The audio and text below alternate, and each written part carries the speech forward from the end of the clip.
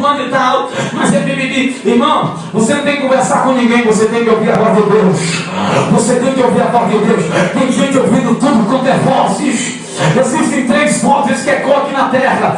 A primeira eu disse quantas vozes? 3. Eu não ouvi quantas vozes? 3. A primeira voz, Eduardo, é a voz do homem. Voz de quem?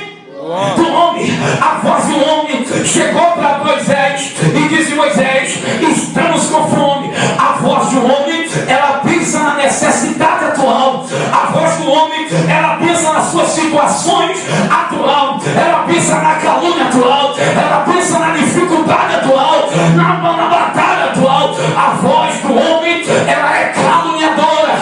Ouvir a primeira voz, Claudemir, é ouvir a voz que diz que você não vai vencer. Ouvir a segunda voz. Primeira voz é a voz do homem, vai sempre te empurrar para baixo. Segunda voz é a voz do diabo. Diga assim: voz do cão. Voz do cão. A segunda voz, ó velho, é a voz do cão, que diz: acaba com a sua vida. A sua vida não vale mais nada. Sai da igreja. Você não precisa estar ali. Você não tem que estar ali. A segunda voz é a voz do inferno. E são muitos que ouvem Satanás, que ouvem a voz do cão. Pastor, o que é que o senhor quer dizer? Quando o diabo diz: destrua com a tua casa, destrua com a tua história, para com isso, vai beber, vai se drogar, vai voltar o que era antes. Deixa eu dizer um negócio: o meu Deus está descendo aqui hoje para quebrar o laço da tua história. Você é de Deus e ponto final. Glória a Deus, aleluia. Você é de Deus.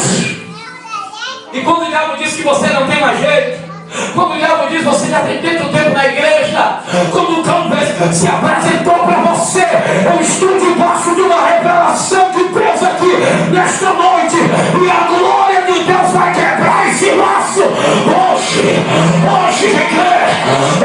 Deus vai quebrar. Aleluias.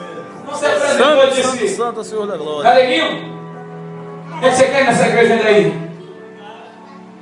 Vem pra cá. Muda de time, meu filho.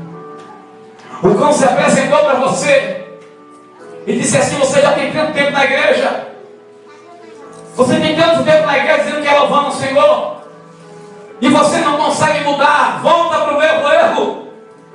Vem pra droga, vem tirar um pouquinho, vem fumar um crack, vem pra cá, vem tomar uma cachaça, vem. A voz do diabo está nos tentando, vem, Galeguinho, pra prostituição, vem aqui. Eu vou lhe dar muitas mulheres, aqui eu vou lhe dar